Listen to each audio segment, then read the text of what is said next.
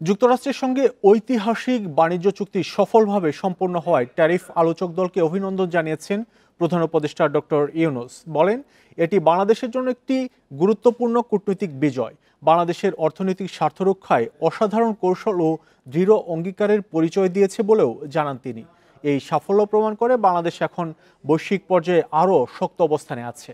এতে দেশের জন্য নতুন সুযোগ তৈরি হবে, উন্নয়নের গতি বাড়বে ও দীর্ঘমেয়াদে মানুষের জীবনমানের উন্নয়ন হবে। এর আগে গত ফেব্রুয়ারি থেকে বাংলাদেশ ও যুক্তরাষ্ট্রের মধ্যে শুরু হওয়া শুল্ক ও অশুল্ক বাধা, নিরাপত্তা এবং বাণিজ্য সুবিধা নিয়ে দীর্ঘ আলোচনার পর এই চুক্তি সই হয়।